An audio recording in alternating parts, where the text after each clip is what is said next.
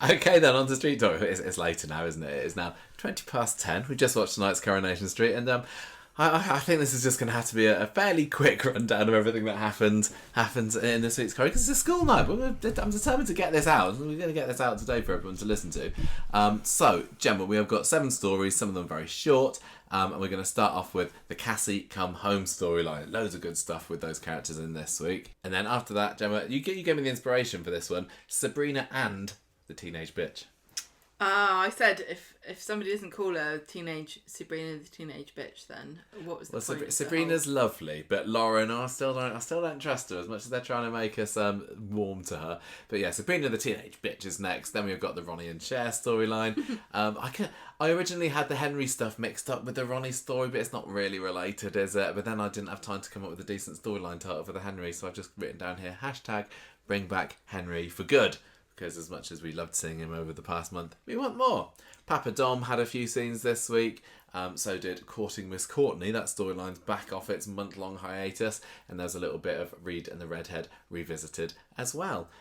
Any preference, Gemma? Do you want to do the Cassie stuff? Or do you want me to? What's been going on down at number 9 this week? So, on Monday, sad times.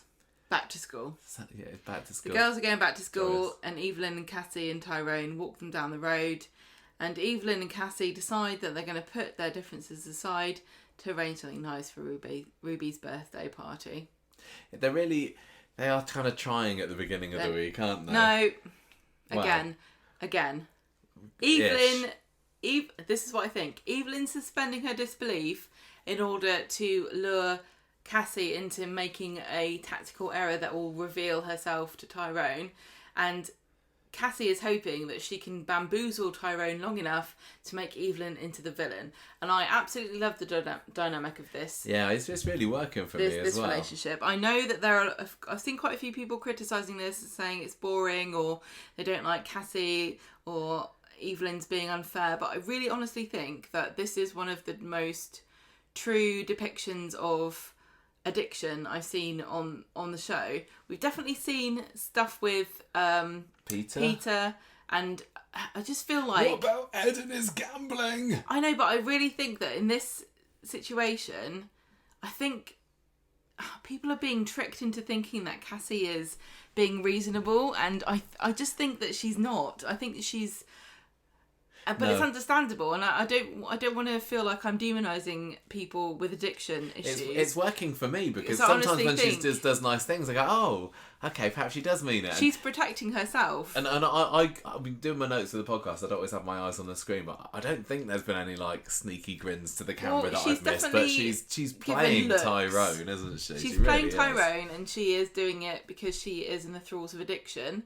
And Evelyn is being made out to be the bad guy, and I don't know how long this has been in the works for the character of Evelyn, but what a fantastic way to use Maureen Lipman. You know, there are so many comparisons with her and Blanche and other battle axes and Ina Sharples, etc. It kind of reminds me, it's reminiscent in a way of the way that Ina Sharples, when she had a daughter who was dying of a tumour. Oh yeah, Vera. And it's not the same, but you know, she took on this role where Ina Sharples, her daughter, she didn't know she was dying of a brain tumour, and Ina decided not to let her know and kind of let her decline and pass away under her care.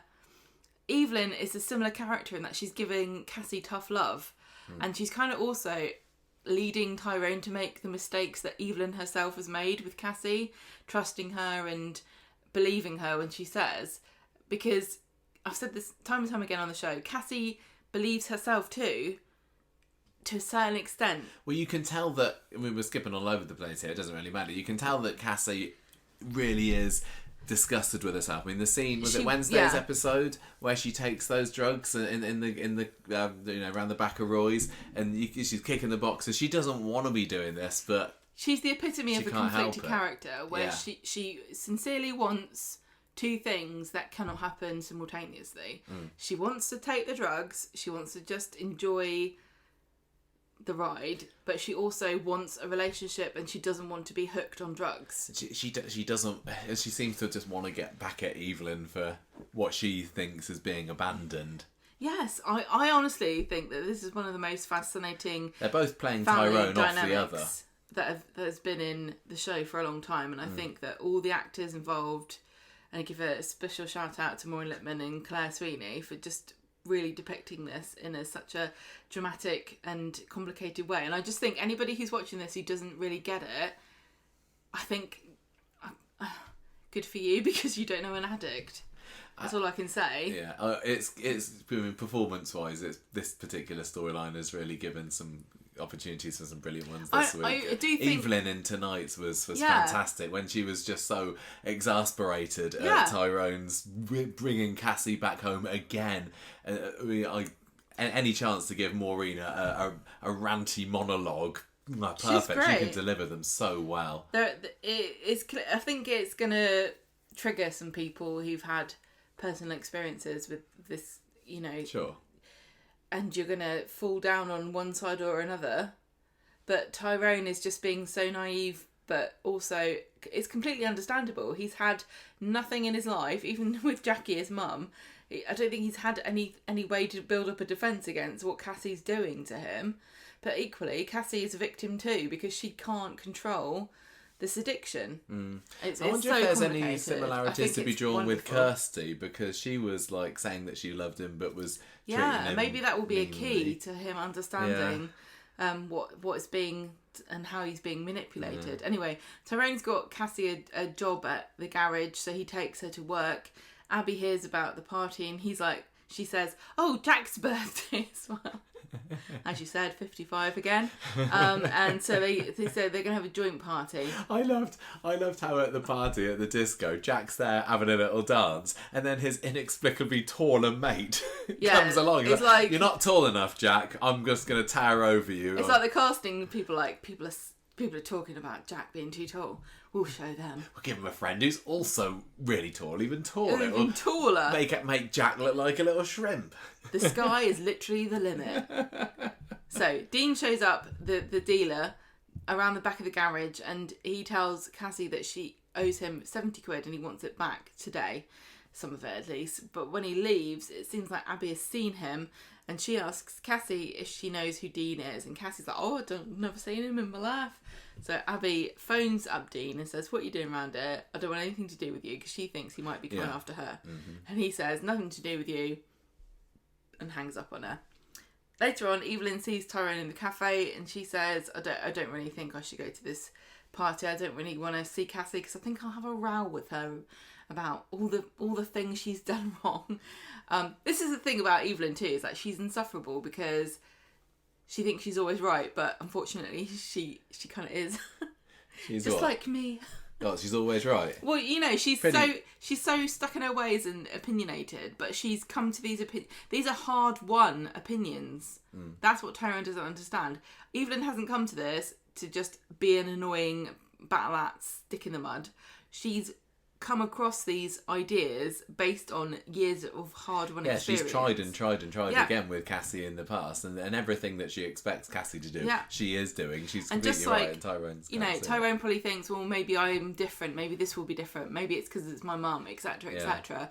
It's heartbreaking to see him make the same mistakes, even though Evelyn's warning him. Oh, this is just a great storyline, honestly. So they get talking about the fact that Evelyn wants to go back to live at number 9, and Tyrone says that he misses her, and she says, well, I'll come back and have tea with you and see how things go.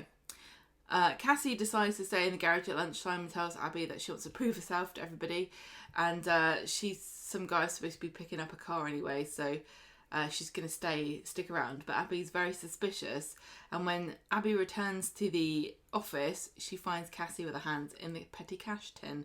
And Cassie's like, "Don't say anything, don't tell anyone."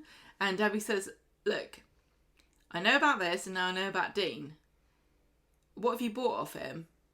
And she says, no, I would never score on the same street my grandchildren live. And Evelyn and Tyrone come back off lunch, and Abby's got this little dilemma about whether she's going to spill the beans on what Cassie's been up to, but she doesn't. But she does tell them that she and Cassie are going out to have lunch together. So back at number 9, Cassie tells her about Dean, And Aadi says, you really got to try harder to get off the gear. But I'm not going to tell Tyrone for now. Was it in today's episode that somebody asked Aadi if she's got a heroin, not a hero, no, not that joke, Heroin complex. Yeah, and yes, she does. Aadi does have to save people, Well, and I love this. This has been the most Aadi we've seen in A Week Forever, and go on. A fascinating character in this storyline because she knows Cassie almost better than Cassie knows herself, and she knows what she's going to do. She knows but all the tricks. She also understands that Aadi herself has come out of the other side, and there's just one point where you need to believe. You know, there's a point where there's a tipping point. Aadi had it, and she came back. But what is Cassie's tipping point? And if you keep denying that you believe her, are you going to drive her away? It's such a delicate balance, and Aadi knows it almost better than anyone else does. So she's trying to be on Cassie's side to stop her from alienating her from everybody. Well, Aadi's always been about family, isn't it? Her addiction was what led to her estrangement from Seb and Charlie and Lexi, and she doesn't want to see it happen again. Well, to now Cassie she's and starting Tyrone. over with Alfie. Yeah. She says, oh, look, I dropped the drugs, and now I've got this beautiful boy. I know, but she dropped the drugs because of him. That's the trouble. But now Cassie's got her grandchildren. Yeah. Is that going to be enough? You cannot tell. It could really literally seems be, to me. I was just going to say, it could literally be, you know, my child is born into this world and I will never take another drug again. Or it could be like, I saw a butterfly in a window and now I will never... Like, you do not know what the trigger is going to be. It seems to me that when Cassie does give those girls a hug, she means it. It's genuine. I know, but, how much of that is a artifice to... I think Claire Sweeney's doing a fantastic job. Yeah, I think this story needed a high caliber actor in this role. It wouldn't work if it was just some, you know, somebody who did a half job with it. And I know that Coronation Street brilliant. gets criticised for doing the same old stories over and over again, but addiction really is something that affects lots of people's lives, and I think that this feels fresh to me because I'm feeling as though I'm seeing it from the addict's point of view, but she's a new character. Like when Aadi was going through it, we sympathised and empathised with her because she was an established character, whereas Cassie's kind of on the fence a bit because you don't know whether to trust her or not. Yeah. Really great. Anyway, it feels it's fresh enough, but I think that if this story had been playing out in a family that I wasn't as invested in, I don't think I'd enjoy it quite so much. It does depend on your love of the what are they? The number 9 clan. The number 9 clan. The Dobbs State Plumber Sweeney's. Oh no, that's etc. But people some people online are saying it's too dark and it's too miserable, and I do agree to some extent, and sometimes too much misery. I'll complain about it, but there's enough that's making this particular story really grip me. This is just compelling human drama. Yeah. To me.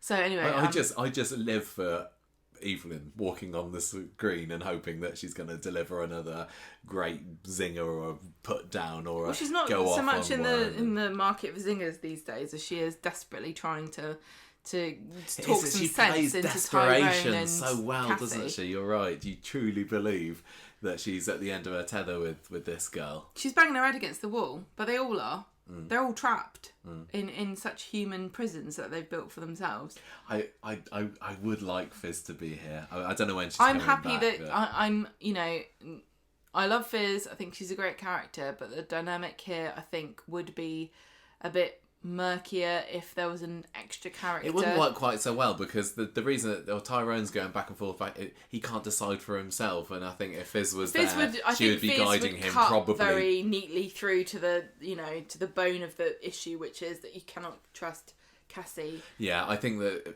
especially after Evelyn sided with Fizz over the whole Alina affair, I think that she's earned herself some points there, and Fizz would be definitely on her side. Fizz's strongest motivation is to look after the girls, and if you're Fizz, you're gonna think, well, Cassie's a new person, I don't trust her, she's a drug addict, and this woman, Evelyn, who has always been there for me and the girls, And is warning me, so I'm going to believe her. I think Fizz might also think back to Jade as well, and how she let this unknown woman into her life and nearly had hope taken off of them. And it's not that Tyrone, that didn't affect Tyrone as well, but I think as a mother and as the mother of the girl who was being whisked away by Jade, that would certainly have put Be Fizz cautious. Yeah, on edge. So anyway, things get calmer later, and Aadi and Cassie are having a cuppa, and Cassie asks Aadi if she can borrow some money, and she says, "Look, I swear I'll give it back. I'll give it." This is the money to pay back Dean, isn't it? Yeah. So Aadi says, "Look, let's get rid of Dean for good." So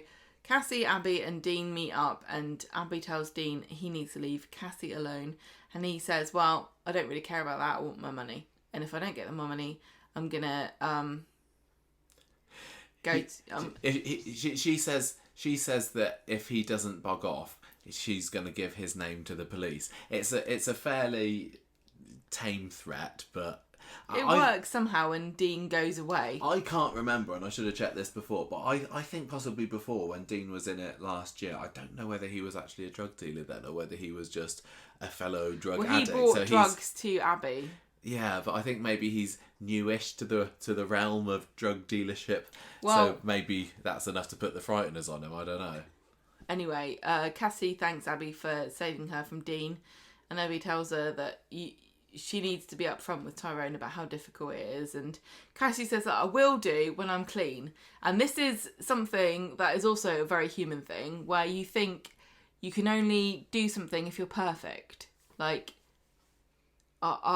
if I go the whole day or the whole week or the whole month and I don't take drugs or I don't drink or I don't eat donuts or whatever it is that you're finding you're struggling with, you feel like you need to be perfect before you can admit that you've got a problem. But that's not the way to get help. You need to accept that you have an issue, and be open with your family and loved ones. And Aadi says, "Look, he will understand, I promise you." And Cassie says, "I'll tell him." And the thing is that Tyrone's kind of been on the periphery of Abby's drug issue because he worked with Kevin, but I don't think he truly understands. I don't think anyone can really understand unless they've struggled with it themselves about what Cassie, Abby, etc. What it looks Peter, like day Carla. to day. Ed, everybody who's struggled with some kind of addiction on the show who's a current character. There's been a few of them. Yeah, exactly. So when Cassie gets home and she sort of broaches the issue that she's got something to talk to Tyrone about, but she gets interrupted. Classic soap gambit where she's about to say something and then Evelyn girls come home, the moment's gone, and Evelyn, I don't know whether they went down there. What did you want to say to me, Mum? No, they didn't quite go there, but Evelyn is kind of proud of Cassie that she worked really hard, and she says she's kind of looking like, maybe again, she has this turned is the over thing a with leaf, Evelyn, where she's thinking, is this factor X? Is this what has been missing? Is this what she needed? Well, Evelyn doesn't want to be estranged from Cassie. She wants there to be happy families. She wants to believe that Cassie will, is off the drugs. But she doesn't want Tyrone to get hurt. It's not. She kind of, I guess she kind of thinks it's okay for me to gamble with my own feelings, and I've made a boundary here that I'm not gonna let Cassie cross. But when it comes to Tyrone, I can't decide for him what his boundaries are. So if Cassie says I'm on the road, do I knock that and risk ruining Tyrone's relationship with Cassie forever based on my own prejudice or my own experience of Cassie? Has she really changed? This is why I love this story. Anyway, on Wednesday, the general morning stuff at number 9, Cassie's a bit shifty. Aadi sees her later and says, "Have you had any more trouble with Dean?" "No," she says. "And have you told Tyrone about it?" "No," she says. And Aadi says, you need to soon, because that will prove that you've moved on." Then we get the big test, don't we? Ruby's expecting to get her birthday gift, which is some boots. Tyrone hasn't got them. He's not heard of online shopping. Apparently can't get from Argos. And so he hasn't had time to get to town to get them. And Cassie says... He gives a few reasons, doesn't he? Cassie says, "I'll go and get them. Give me the money. I've been clean for 2 months," which we know is not true, but Tyrone doesn't. "I won't let you down." So he gives her the money. Then later on, Evelyn finds Tyrone in the pub and he tells her that he's given Cassie money to go to buy these boots. And Evelyn's like, you're never going to see those boots and you're never going to see that money. You phone Cassie up and see where she is. And he says, no, I'm not going to because she'll think I don't trust her. And Evelyn says, Evelyn leaves and Tyrone then calls Cassie when she's gone. Because again, Tyrone doesn't want his mum to lose face in Evelyn's, in the face of Evelyn's cynicism. But he also doesn't really trust her. Yeah. And so he gives her a ring and she's skulking in Kitchener Street, which is the dodgy alleyway in Coronation Street. It's not really, yeah. In the set. I can't remember what they call it on Coropedia. They've got a name for that road, haven't they? Like anonymous road or unnamed street. I can't remember, but you know the one. The one where all the dodgy deals go on. The one with the black alley is and all the bins. So Dean walks over and sees her, and it turns out she has bought some pills. And we get this very emotional breakdown of a really good scene by Claire Sweeney as she's battling with her demons. She's got these drugs in her hand. She's ashamed of herself. She wants to take them. She doesn't want to take them. She needs them. She doesn't need them.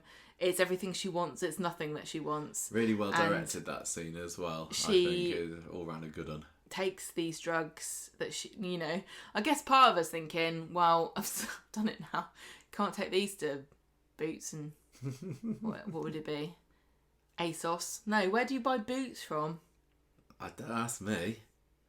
I don't know. You're asking me about clothes shopping? Where do you buy boots from? You can't go in and take those to John Lewis and say, what can I get for these, please? So she takes them. She's freaking out. She kicks a cardboard box. She's screaming. She's taken too many in the end. Because when the Dobbs arrive at the bistro, there's no sign of her. And the kids are bopping about and Jack's having a good time and Sam's pining after Hope. Oh, I love that little interaction between Sam and Toya. We managed to get, three lines maybe from Toya this week, but this one where Sam's after couples counselling from her because his broken relationship with Hope. I thought that was so cute. And then at the end of the scene, he's like, "Give me lemonade on the rocks." I love Toya being double lemonade on the rocks. That his is. aunt. Yeah. He kind of like waves over at Hope, doesn't he? But yeah, she's still. It's that kind of party. Still in the doghouse. So Michael then puts his foot in it when he admits to Abby that he saw Cassie at the hospital when he was punched in the face by Dean, who's the drug dealer, and Tyrone's like, "Who's Dean?" And Abby has to tell him who he is, and she also tells Tyrone that maybe Cassie had her hands on some cash in the garage, and then we get Jack going, "I want to cut the cake," and Hope's like, "I want to wait for Grandma Cassie. Where is she?" And Tyrone's like, "She'll be here soon," and goes to find. Because everyone sounds. Oh, it's a birthday, helium balloons. Oh, they've been inhaling, yeah. Yeah. So Tyrone goes to look. I heard that they were the government was planning on banning that laughing gas. Did you hear that? The stuff that the teenagers are all huffing puffing on the streets at the moment. Wouldn't know anything about it. No. So, sounded really suspicious.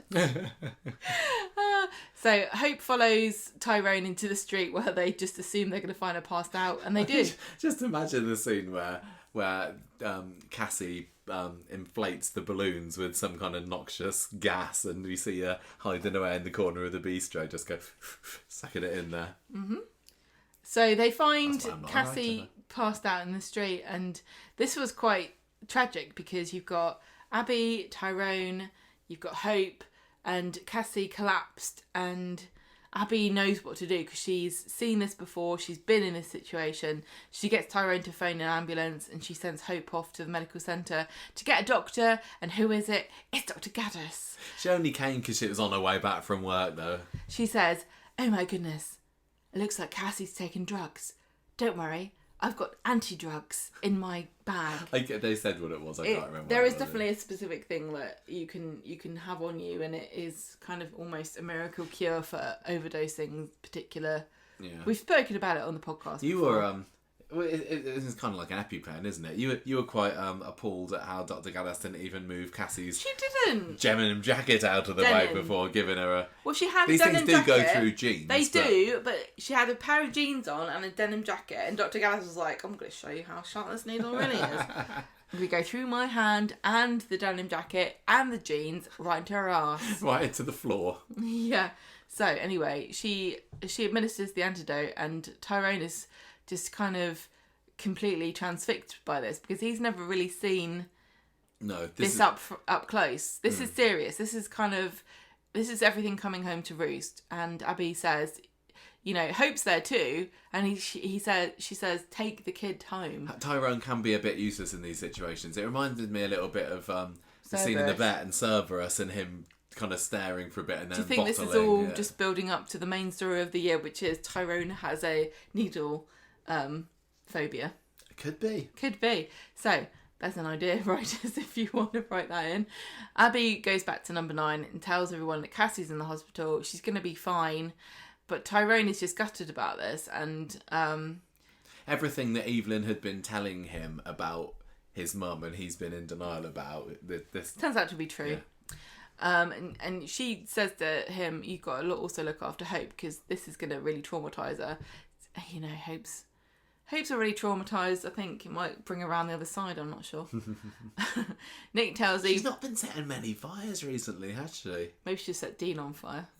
Yeah, maybe she's going to find where Dean lives. Arson it up.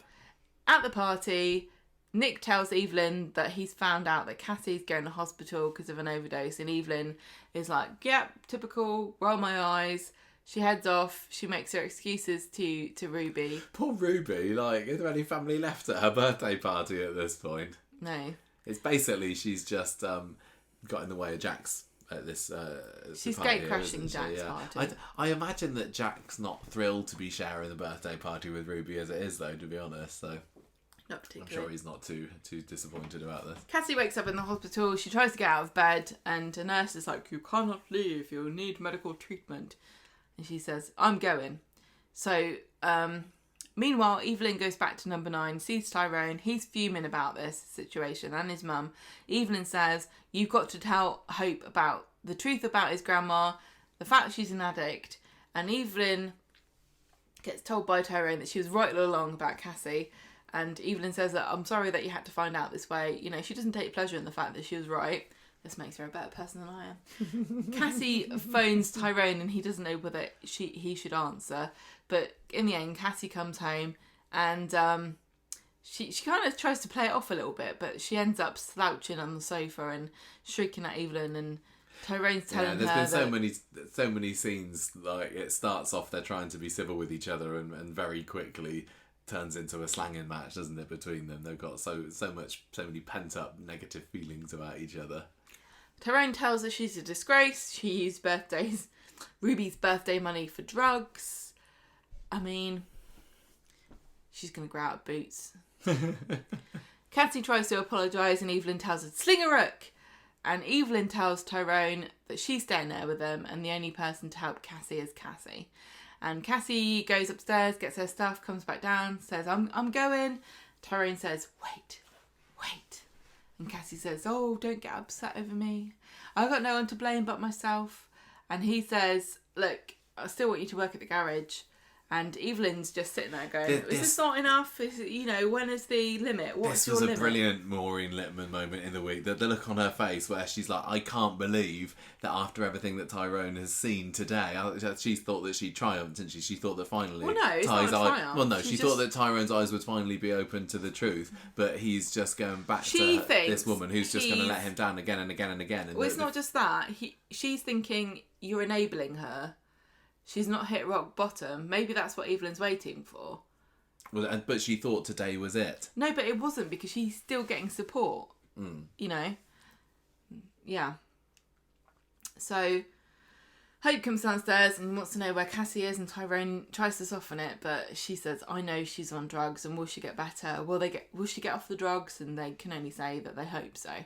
And Cassie's sort of lurking around at the flat when there's a knock at the door, and she opens it, Cassie does, and it's Aadi there. And Aadi says, Tyrone's asked me to move in here to keep an eye on you. It's not going to be forever, but I will do my best. And I was really excited about this, but this didn't really even last an episode. No, I thought it'd be kind of like, the flat living adventures of Aadi and Cassie and all the little scrapes they'd be getting into. We saw a few scenes, but we find out on Friday that Cassie's not particularly thrilled with her new housemate, is she? And well, on Friday she's having withdrawal symptoms. Cassie is. She's on the sofa. She's shivering. She feels sick. And Abby's being all nonchalant, like, I found some mango chutney. Do you think you can have it on toast? And Cassie's like, no, I don't want you here. I don't want mango chutney on toast. And Abby says, well, I've got to be here and I'm going to support group later on. Do you want to come with me? So, not quite the hilarious shenanigans of the alcohol support group, but anyway, we get to see that later on. But before that, over at number 9, Tyrone is a bit touchy because he's there with Evelyn. He wants his, and he's like, pork pie's been eaten, I'll come. Blah, blah, blah. But he's obviously taking this out on the fact that he's mad at Cassie for letting him down. And he goes to work early and he says that he's going to go to the flat to see Cassie first. And Evelyn says, she might already be on the drugs by now, just to let you know. So Tyrone comes looking for Cassie, but she's not there, only Abby is. But Abby she's just comes popped in. out, hasn't she? They start talking about her, about the fact that they don't really think that she's going to be able to stay clean. Yeah, but Cassie overhears this, because this, as we said before, this flat's got a handy double entrance. And she's lurking, she overhears, she comes in, she doesn't let on that she's heard them saying that they don't believe in her. And she apologises for yesterday and she says, I'm going to go to the support group with Abby and I want you to come too, Tyrone. So they all go to the community centre, Cassie, Abby, Tyrone, for this drug support group. Yeah, unfortunately didn't quite lead to AA meeting style. No, it wasn't really that kind of thing, but it kind of tried to give you... They tried to do it with Tyner's Battenberg cake. Tried to give you a bit more of an insight about what addiction is. And Abby gives a little speech about, this craving you have for whatever you're addicted to is a bit like having an ex, is bad for you and you're hoping that they text you or you text them and, if it's difficult and you kind of feel yourself being tempted. Yeah, it's just that niggling feeling of the drugs. And Cassie agrees and she says, yeah, I was out with my ex yesterday even though I knew he's not right for me and I've been clean for so long, which again, another lie. I'm scared of being rejected by my family because that's what my mum did. And this is where she starts to build this weird... I guess I don't believe her, but maybe this is supposed to be a bit more ambiguous. Yeah, it doesn't align with the story that we've been led to believe before, did it? Because we found out that... Well, this is Cassie telling her backstory about what happened to her. The backstory that we had been led to believe before was that Cassie got on drugs. The trauma of that possibly... caused her dad to have a brain hemorrhage. Does it work like that? I don't know. But in any case, Evelyn blamed Cassie for her husband's death. So Cassie then goes off goes away into Liverpool in hiding, and this is when she is found with her baby. But the story that Cassie seems to be spinning here is that she was perfectly normal girl and just nothing wrong with her until Evelyn kicked her out, and that's what forced her to go on the drugs, wasn't it? That's what I took away from it. Maybe she's saying maybe I misunderstood it. She was an addict because she was homeless. Yeah, and it was her homelessness that caused her to go to... But then maybe she was just talking about this sex work that she was... It doesn't particularly matter, but Cassie's... Yeah, I don't particularly believe her at this point. I think she's spinning a yarn. She's trying to make... build bridges... build a barrier between Tyrone and Evelyn. She's trying to blame Evelyn for her estrangement and being rejected. And she says she did a lot of things she was ashamed of because she was rejected by her mum. And she feels alone. And Tyrone's like, oh, you're not alone anymore. And then they go back to the flat and Cassie tells... Tyrone, I kind of wanted to ring his ears, but he's like... You said you did things you're ashamed of. What are they? What do you think it was? What do you think it was? Butter in your toast both sides? Wake up. She says, she says she calls herself a prostitute. And she says it was for a short while. Tyrone asks if that's who his dad was, a client, and she says, no, that's not what happened. But Tyrone's completely fuming, and he suddenly blames Evelyn for everything that Cassie's gone through. So he storms out to try to confront her. They chase after him, and Cassie's begging him, don't talk to Evelyn about it. I'm not ready to talk about it. Tyrone and Aadi get back to number 9. So we're to believe here that Cassie doesn't want Tyrone to talk about it because she doesn't want Evelyn to tell Tyrone what a pack of lies this is? Yeah, that's what I got out of it. It's like she knows as soon as Tyrone tells her what Cassie's latest tale is, that she'll say that's not what happened. She just wants to let it fester in Tyrone's mind and turn him against her gran again. I don't know how much truth is in there. There might be a bit of truth in it. Well, there might be. But, nobody... I kind of like that it's ambiguous. Maybe she did get led down this dark path. I just don't know. I can't really 100% trust the word that comes out of her mouth. Tyrone and Aadi get back to number 9, and she says, look, don't tell Evelyn about this. Cassie's recovery is going to get set back. There's so much drama. She's kind of on a path now, and anything could push her off. And Tyrone says, I think I'm going to ask her to live back with us. And Aadi says, I don't think that's a good idea. But he doesn't listen because Tyrone knows better than everybody how to deal with an addict in recovery. It's a good job these Coronation Street characters can pack up all their worldly goods in just like a couple of boxes and a bag, isn't it? Because Cassie's been back and forth. I know, but I think... 5 times over the past month. Later on, Cassie and Tyrone are back at the house, and he's not told Evelyn this backstory that she's fed him, and says he's going to do whatever he can to help her. And the girls come down, Cassie apologises, they all forgive her, they hug. Evelyn comes back home, and she cannot believe that Cassie's there again, moved in. Why has he changed his mind? And she knows Cassie said something, and she can't work out what it is. And he says, don't worry about it, and he won't tell her. And she says, well, whatever it was definitely a lie. And she says she's gonna move out, and she goes to pack. And when she says she's moving out, she's a bit blindsided by how readily Tyrone agrees that she should leave. And the girls there are watching them all argue, and they don't want to argue in front of them, but they obviously can't come to an agreement. And again, I feel like we're back where we were not that long ago. There's an awful lot of drama this week, but they do seem to be back where they started. I mean, the big change really this week has been the fact that Tyrone has seen just how low his mum can sink and what addiction actually looks like. But if anything, it's made him want to protect her even more. Yeah, we've seen Cassie overdose. We've seen Tyrone confronted with what that means, and we've also seen maybe Cassie lying, maybe Cassie telling him what life was really like for her. I'm gonna guess there's a bit of a somewhere in between. But again, if you're Evelyn and you have limited resources, you don't really understand mental health, you don't understand addiction, your husband's dead, your daughter's addicted, and you have no way to help her, I don't know what you would do. Would you kick her out? Is it your fault if you do? This is kind of like the Max Grooming storyline. How much are you responsible for somebody else's choices in life? If you... I don't know.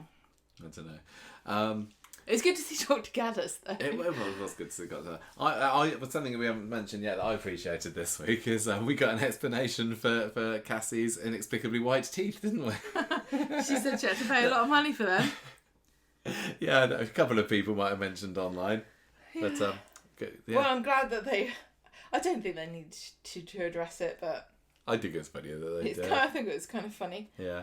There was also the scene earlier in the week, it's kind of a bit vague in my head now, when they've ordered some lemonades or something at the pub, and then characters are just dropping to go and get Cassie. I can't remember which one was it. Do you know the scene I mean? And Jenny's left having these glasses of three lemonade on the tray. Fizzy. Yeah. What was it? Fizzy something? I thought it was lemonade. It wasn't lemonade. I don't know. Anyway, fizzy orange. I don't remember much about that scene, but I did find it funny at the time. Yeah, they were like, cancel the hot pot, Jen, and she's like...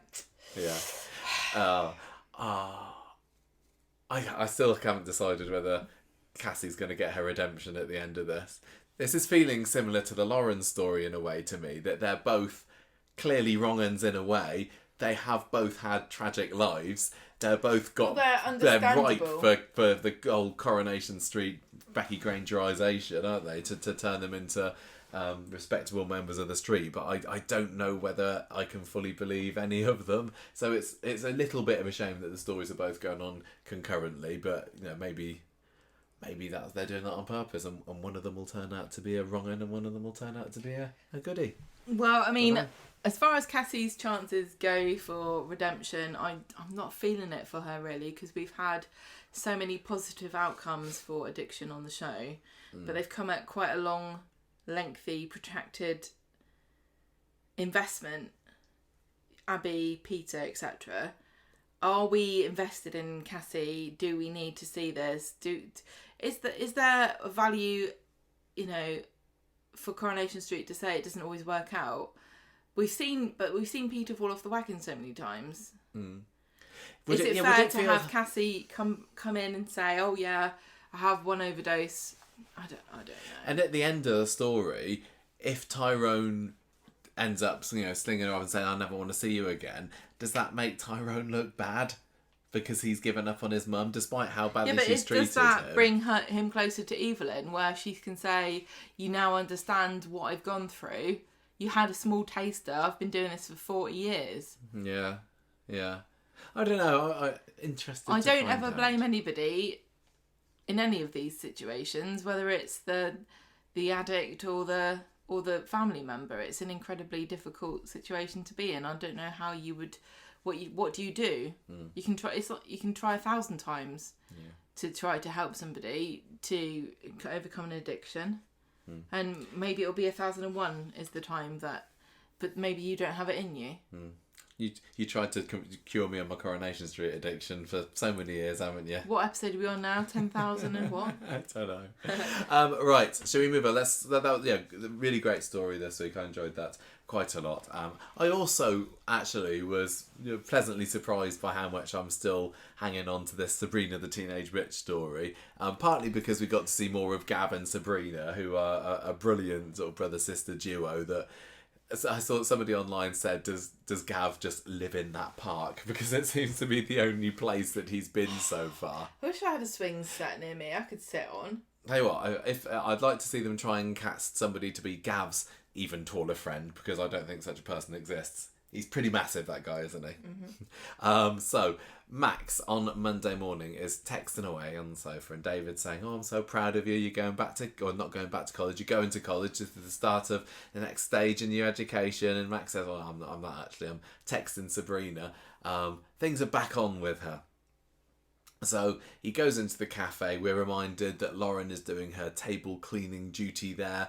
She's also been living at the salon. It's been a little while since we've had all that happen, so you might be forgiven for We've not actually forgetting. seen her bedding down in the salon at night. We just saw her. Yeah. Well, I kind of at one point this week I was convinced that they only had a tiny portion of the salon set even erected, because especially the scene at the end of Wednesday's episode, she comes in through the door and you see that a tiny corner, but apparently not, because Friday you see the whole thing. Anyway, Lauren seems happy enough working for Roy, and he's obviously forgiven her after the whole come to bed Roy episode. He's decided, has Max, by the end of the day, that he wants to bin off college. He only really wanted to do media anyway, and the course all seems to be a load of boring theory. I was talking to you about this, wasn't I? Yeah, and then they actually did bring it up on the episode. Really? Well, no, he says on Friday, "Oh, what am I supposed to do? Send my CV off to I can't remember who he said, Christopher Nolan. He's not hardly he's hardly going to be impressed with some of the stuff I produce." No, I don't think he meant that. I think he meant like, well, I'm just a lad from the back streets of a northern town. Did you? I thought he was saying, "I've got a bit of a black mark against my name." Like, he's got no future in media unless he specifically addresses this head on. Like, there's definitely a market for somebody to say, I'm a reformed white supremacist, and here's where I went wrong, and this is why I think it's important to reach out to the youth, etc., etc. But you can't just like blindly going, I'm going to do a Fanta advert, and then they win an award for the best new advert, and then he collects his award, and then the Daily Mail finds out. This is why you got to be very careful about what you put online. It can come back and bite you in the bum. I'm just going to say, this is why you create your CV very carefully. Yeah, well, it reminds me a little bit of the whole Chris Fountains thing when like he was a Coronation Street star, he'd been in other things, hadn't he? And then this thing that he'd put online years ago where he'd been rapping about some rather unsavoury things. It, like he said, I'm not like that anymore. That was a mistake, and well, it's tough. That's what. This is what Look, you've look got what to be you've upfront done. about it. You can't hide it because people will find out. Yeah. So But it's not, I think it's unfair. But I also am in a position where I'm not really. I wasn't victimised by the sort of thing that he did, so it's not up to me to forgive him. Anyway, so he says he's just going to do an apprenticeship or something anyway. So we get a scene at the end of the episode. Just do an apprenticeship. Yeah, exactly.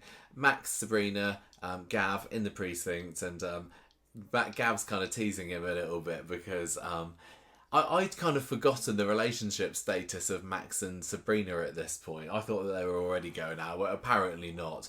And Gav's kind of teasing him a little bit, saying that Get on with it and obviously bone. you are sweet on her. So Wednesday's episode, and Shona's still trying to persuade Max to go into the cafe. But what was this about? I don't even remember. Was it that he was supposed to be doing some work experience there or something? Oh, I don't know. Anyway, Lauren's there though. She turns up late for her shift. No, that's not right. My note's wrong here. Shona's trying to persuade Max to go to college. That makes more sense, doesn't it? Not the cafe. They're in the cafe when this is happening. Lauren turns up at the shift, and as soon as Shona gets out the picture, she starts chatting to Max and says, "Oh yeah, it was nice chatting to you when you came in yesterday. Can we meet up later?" She's clearly still got the hots for him a little bit, but he says to her, "Oh, no, I'm in college all day," because he's not going to college, but he maybe doesn't want her to know that she's going to be hanging around Sabrina. Well, he's off to with Sabrina, and he doesn't want her feelings. He knows that she's that's kind of a bit of a touchy subject with her. Lauren really likes Max, but Max wants to help her without her getting emotional about it. But he also fancies Sabrina. Yeah. Well, we know that he wants to spend time with Sabrina that day, so he puts Lauren off. Yeah, and we get another scene of Gav feeling like a little bit of a third wheel around them. Lauren finds Max. She follows them and she sees them she kind of flirting. skulks. And I don't know. I'm interested to know how much of this is Lauren just upset that her crush is with her rival, and how much of it is racially motivated. Because I still can't really believe that Lauren has. I don't know. I get fed up with people feel saying, like that's a thing anymore. I know, but I get fed up with people giving such an easy pass to these characters for their racist backgrounds. If we're to believe that Max has repented, then sure we should give the same courtesy to Lauren. But Lauren, I've seen people arguing that it wasn't her fault. She was groomed. She was raised by a racist father. She hung around racist people. And it's not her fault, etc. But that doesn't really make any difference to what her attitude is now. And you don't it's not like a spell where you click your fingers and suddenly, because somebody went to prison for making a racist video, you realise it was all a bunch of rubbish. How can she not have some belief there where she feels entitled to Max's romantic interest in a greater way than she thinks Sabrina is? Because Lauren really is the perfect, right-wing, Aryan, blonde, blue, white-skinned. Yeah. But the fact that Sabrina is obviously so much better than she is. She's funny, she's nice, she's good-looking. And Lauren, with all of her, amazing superior attributes, which is literally just the colour of her skin, can't still bag a man. I wonder whether the storyline's going to go down the route where Max is properly torn between the two of them, and then maybe in the end Lauren kind of slips up and launches into this racist rant or says something about Sabrina that exposes her to be still have those right-wing beliefs, and Max is like, right, I'm just really surprised at how willing people are to give white supremacists such an easy pass, considering how many other people are just stigmatised for much lesser crimes. I don't know whether it's... look at Sarah Louise. She dropped her knickers for someone she wasn't married to. People will not shut up about that, including you. They think she's the worst person in the world and she deserves the misery that comes her way. Lauren, she was literally on the side of terrorists, and her her dad was making a bomb and her boyfriend was making videos about stamping out, literally calling people cockroaches, and 6 months down the line we're supposed to be like, oh no, she's changed. She hasn't given any indication whatsoever that she has changed, and yes, she was a victim as well, but why are we so easy to forgive her when she has demonstrated nothing at all? Honestly, I just think that a lot of people are very easy to forgive racists because it doesn't affect them. I think it's not so much that, it's more that Coronation Street just would they rather we forgot Street about it now? It's perfectly Reese is in capable prison. of turning Lauren into a Joan of Arc character by making her completely renounce her former beliefs. But the way some people talk about her is like she never believed it in the first place. I don't think that's true for a second. How could you hang around with Max, and how would you still have feelings for him knowing that he went to prison for making videos like he did? That would put me off him at all. Well, I really honestly find it repugnant how fast people are to let Lauren off the hook. I just think is racism so ingrained in society that we just think it's normal?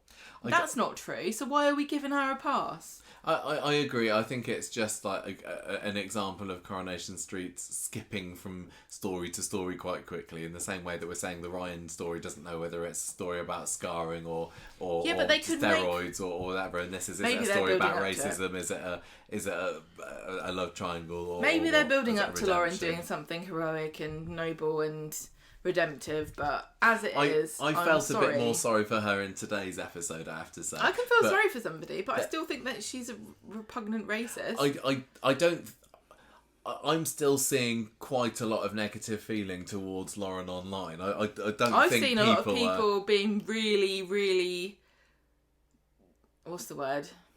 What, people into her? People like her? Oh, why are you being so mean? Oh, really? See, I've not seen much of that. I've seen lots of people saying, no, get Lauren off the show, we don't like her. But I haven't necessarily seen them saying it's because she's a racist, but more she's just a bit of a moody cow. I'm happy for anybody to redeem themselves, but she hasn't done it.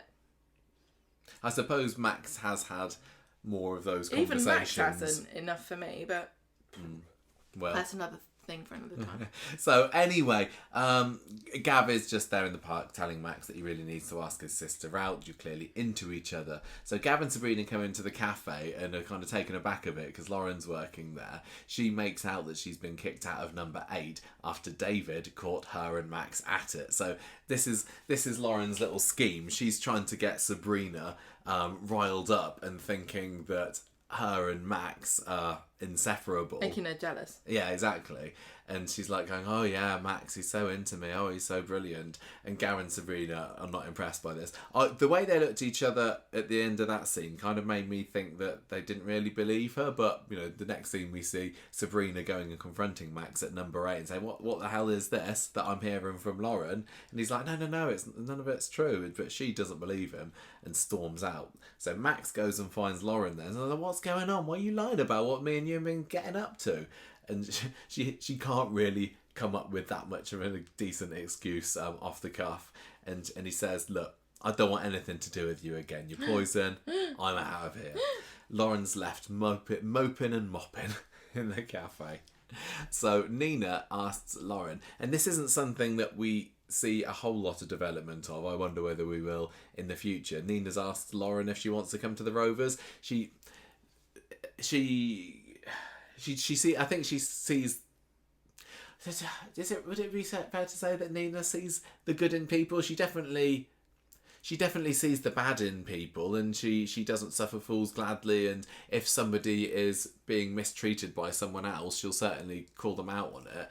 But I think she is a little bit like Roy in a way that, well, if there's a good person in there somewhere, she'll try and get it out. And it feels like she's doing this to Lauren today and saying, well, come along to the Rovers. Roy and Nina have got a really secure position from which to redeem people and forgive them for whatever it is that they've done.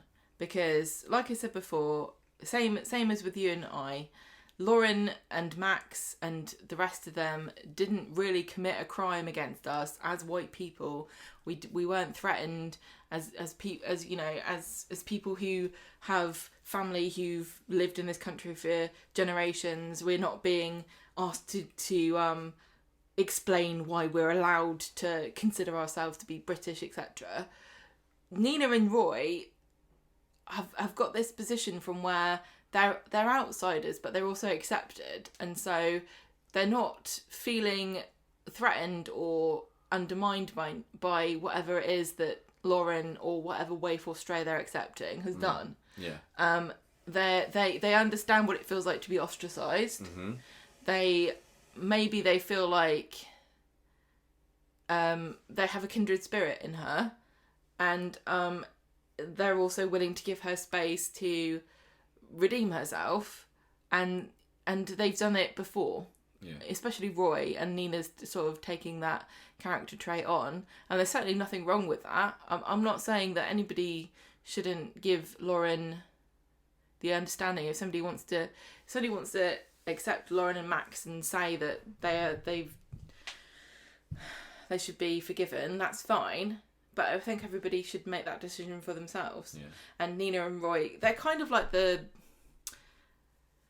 moral focal point of Coronation Street, whereby if somebody is accepted by those characters, then you're supposed to think that they're a good person. Mm-hmm. Because almost, I can't think of really many examples where, I guess with Tracy, Roy never really trusted her. No. I'm just trying to think of an example whereby they've been duped by somebody or been taken advantage of. Yeah, but no, Roy definitely was very with Nina wary of Tracy and Roy before too, is that incident. because they've got such a secure position on the street, they can't really be rooked.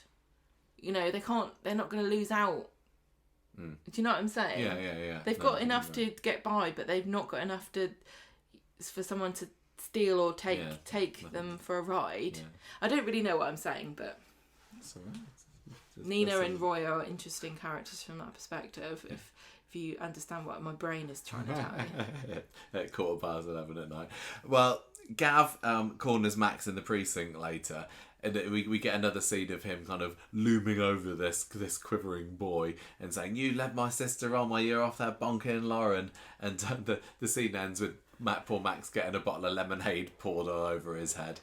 He can't catch a break, can Max? Can he? Last time he was getting water squirted at him outside Freshco's. Now he's getting a bottle of lemonade dumped on him. But Sabrina, I got a bit confused at this bit, because this is when Sabrina runs up and says, "No, Lauren was lying," and I don't know whether I missed something, because the last time that I thought we'd seen Sabrina was she was storming away from Max, but she's whatever it is, she's figured out by this point that Lauren's lying. Canny. She says she was just winding him up, and Max says, "Yes, I don't want to be with Lauren. I want to be with you." So finally, Max is giving his big confession of his feelings towards Sabrina, and there's some nice little scenes at the end where they're kind of sitting there on the sofa getting all cosy at number 8, and she's trying to get a bit amorous with him, but Shona comes back and spoils the mood somewhat. Not before they take a photo of themselves cozying up on the sofa. Yeah, Shona, great again. Shona just finds it endearingly hilarious. Yeah, it's just amusing to the extreme. Like it will never not get boring for Shona that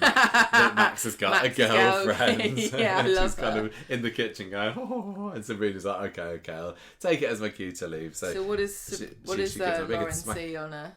What does Lauren see on Sabrina's Instagram? The picture of her and Max, and so she trashes the salon because she's so mad. The flalon. Is that like a flat and a salon? Yeah. All in one? Yeah. I that reminded me a little bit. I can't remember what it was that Becky trashed that one time. Was it Deb's flat maybe? Or I'm not sure. Or was it her that stalked down the street with a sledgehammer maybe? In any case, it there's all people are already drawing comparisons between Lauren and Becky, and maybe that was another one. I don't know. So on tonight's episode, David isn't happy to hear that Max is going to Sabrina's again and not to college. He's like, what's going on with your apprenticeship applications? What's happening? And Max is like, I don't know. Go and work at Roy's, I suppose. And David's like, no way. February? It's February. Did you know that? I did not know that as news. David's like, well, look, you can go to the salon. You come to the salon. If you can't be bothered to find a job, you can go and sweep up some hair. And I'd lost track of who's working where, to be honest, because later on, when David and Maria find Max there, I'm thinking, don't they work at Trim Up? Does anyone work at Trim Up North anymore? Doesn't Audrey work at the salon? The audacity for Coronation Street to have Maria and David turn up at the salon as though they'd been working there continuously without a break for the last 15 years was outstanding, to be quite frank with you. I literally was only saying the other day about the dynamic between Maria and David and how I really enjoyed it, but it was a shame we don't really get that anymore. And Coronation Street's like, no, you just haven't seen it. They've been there the whole time. I don't think so. And it was just these few scenes in tonight's episode shows that Samia and Jacob have still got brilliant. Yes. That thing where she says about, well, when Max gets to the salon, it's all trashed and everything, and he finds Lauren. They clean it up together. She talks about how I've got nobody, I've got nothing. Again, really defeatist. Yeah, and when they go out afterwards, Shona and David discover that not everything's been put back in the right place, and Shona's finding this big brown stain on the wall, and she says it like a dirty protest, doesn't she? And David's reaction to that, just his like laugh, it was brilliant stuff. And Maria, says that. I loved it. So yeah, we're supposed to. It worked to some extent in getting me to sympathise with Lauren, but I said this before about really people who are, and I can sympathise because I'm not a saint when it comes to being defeatist and feeling sorry for myself. Well, yeah, you criticise yourself all the time. Well, no, but fictional characters who wallow in self-pity compared to, you can compare Sabrina and Lauren, okay? We don't know anything about Lauren's background. Sabrina's background. Yeah. We know that she didn't have anywhere to live and she broke into Gav's flat while he was in prison. We know that she's got a brother who's in prison. We don't know where her parents are. How is that? That's not incredibly dissimilar from Lauren's background, where we don't know, dad's in prison, we don't know where her mum is. Yeah. She's not got anywhere to live. She was homeless. She had to break in somewhere to live, which is what Sabrina did. And even her brother's there, just living on one of those estate flats. What's Sabrina doing? Sabrina's going, okay, well, I'm gonna live where I am. I'm gonna take what chances I can. I'm not gonna feel sorry for myself, and I'm gonna make something out of this. And Lauren's going, oh no, oh, another setback. Oh, help me. Oh, no one can help me. I'm just gonna be a sad lady. Just throw a tantrum in the salon. Throwing things about and stuff. Mm. I get that. It kind of feels symbolic of this kind of really pathetic white supremacist idea that everything should be handed to you because you were, I was born here, my family was born here, and I deserve everything. And Sabrina, because she's black, who knows how long her family's been living here, so I deserve everything, and she shouldn't have anything, including a boyfriend. It's just comparing. I don't know if Coronation Street is doing this on purpose, but the entitlement of Lauren and her attitude of defeatism in the face of utter kindness and privilege compared to Sabrina is just really obvious. It just feels so. I feel like she just want to give her a bit of a slap and say, wake up. What the world doesn't owe you anything. Yeah. Just because of the colour of your skin. Mm-hmm. Do you see what I'm saying? Yeah. I don't know if it's on purpose. I'm not sure. Because I don't know how much we're supposed to really think Lauren's a great person. And like I said before, I really like the actress. I think the actress is doing a brilliant job. But what is Lauren up to? What's the point of Lauren? Yeah, I mean, I don't find her as compelling a character as Cassie, and there are definitely similarities to be drawn between the two there. But I do wonder whether, because Roy later accepts Lauren after what she did, has he just been taken in by... He does seem to, in the show's lore, he seems to have an ability to look beyond the surface into your very soul and work out if you're a good or a bad person. Because he's rejected lots of people and he's accepted lots of people. And the people he's accepted on the whole, and I can't think of many exceptions at all, if any, have turned out to be diamonds in the rough. Exactly. So is Lauren a misstep from Roy, or is she just waiting for redemption. And if the redemption does not involve her at least coming to terms with her racist past, then it's not redemption as far as I'm concerned.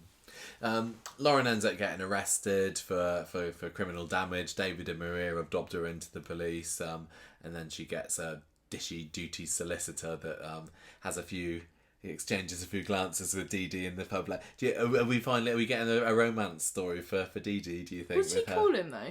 She an old duffer. Oh right. An old duffer of a duty solicitor. And the perfect recipe for the beginning of a perfect Corrie romance there. Oh, I thought he was somewhat anonymous so far. He seems to be. In his first scene, he seemed very anonymous. What was it, Joel, I think? But clearly something's going to be happening there because he turns up at the pub and they're kind of giving each other the glad eye. So I don't know. But it's nice to see Dee Dee getting a bit of action for a change. I just feel bad for Joel that it wasn't Adam that turned up, because that could have been a proper romance. What, Dee Dee? Yeah, maybe. Well, just because Dee Dee turned up doesn't mean that Joel fancies her. He could fancy Adam instead. Yeah, that could have been a whole new start for Adam.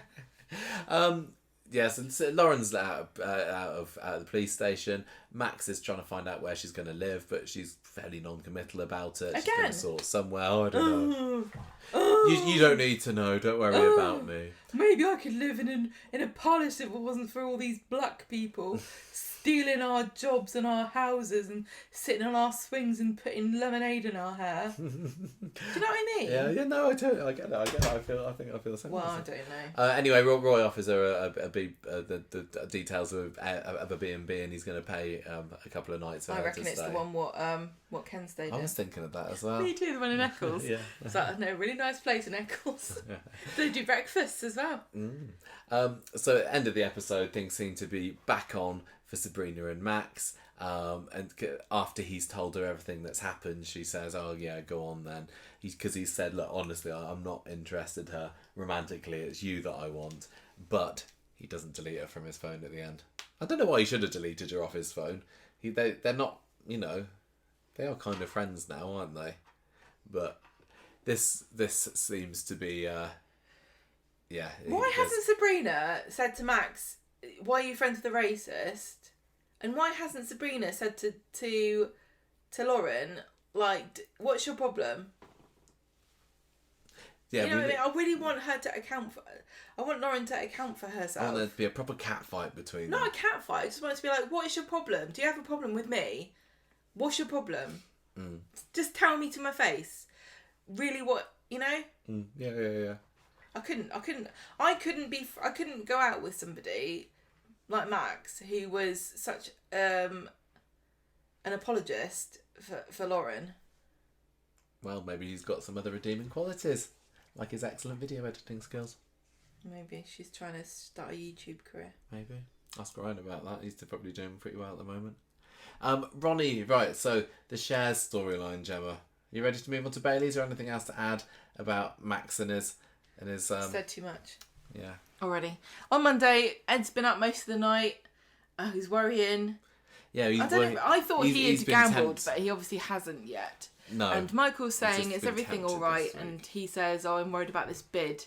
But he's still obviously thinking about gambling on horses. I completely forgot by Monday's episode that they hadn't had their sealed bid accepted. I kind of ended Friday's episode thinking, "Oh, everything's turned up, Trump's for the Baileys," but no, they still need to. The Baileys are the get Donald Trump of Coronation Street. No, I tell you who it is. Who? Debbie. She's got the same hair colour and everything. She tells, she's shocked because Ronnie's told her that he let it slip to Henry that he knew about the Waterford deal, but she's like, it'll probably be fine as long as we can prove that he didn't know about the shares, which nobody can really trace it back. No, I don't think they might so. be able to. And also the fact that Henry is now left the programme. Yeah, it'd be different. He can't come in. I don't know whether this is going to come back to bite them. All signs are pointing towards this is gonna bite Ronnie in the bum somehow. No, this is gonna be Ed's downfall because of gambling, not because of insider trading. Yeah, it's verging towards the gambling story. But if Ronnie gets away with his insider trading, that just feels like a little bit unsatisfying. Yeah, now. I know, but to me, insider trading feels like a rule that was made up by rich people that they don't follow, that poor people have to. Yeah. Do you see what I'm saying? Yeah. Oh, I don't know. Anyway, at number 3, Ed gets a call from the estate agent. Drum roll. They do a classic Corey fake out, but then they reveal to Debbie that their bid was successful, so they go for a celebratory drink at the Rovers. This was the scene where they're kind of dancing out the door, and Debbie walks into the door, doesn't she? I've written down what she said there. I don't know whether I'm sure this was an ad lib, because she walks into the door and says, "Oh, I'm so excited! I walked into the door," and it just seems like that Sue ad lib. had a little bit of an Elsie Tanner being bought by the camera moment, but took it better. In the Rovers, they have champagne, but Ed's down in the dumps because of Aadi. She's stressed. Apparently, she goes to work and just people line up to beat her in the face. Yeah, it seems like it, doesn't it? And he misses her. She's away. She's with Auntie Corona again. Yes. And he's thinking, if I get this job, if this all pans out, maybe she can go part-time. Yeah, he does love a bit of a gamble, but he's kind of justifying all of this to himself by saying it will mean that Aadi can be beaten up. Michael's already laid it on thick that the reason why he and Aadi work so darn hard is because they're terrified of being poor again. Yeah. I think it's a bit rude because, I mean, they're poor. Like, from their position, where they are at the moment, they're poor. Like, as far as they're concerned, compared to their previous lifestyle, they're living in poverty. But actually, the house is really nice and they have a really good life, and they can go to the Rovers and the Bistro and speed dial whenever they like. So their example of being poor is actually, I quite like to be like that. So I think it's kind of funny how sad they are about the idea of being blasted back into. Well, I mean, I suppose. Ditch. The meetup that they had with Yvette and her husband a couple of months ago kind of brought it all back in the life that they used to have. Imagine being able to pay £100 for flip-flops. Yeah. So Ed heads home from the bistro for an early night, and Ronnie says that he's relieved that Ed's been cool about the shares. Because we weren't sure about this, but it was all of the money that Ronnie gambled on the shares. And so Ed gets a cut of this, but he also could have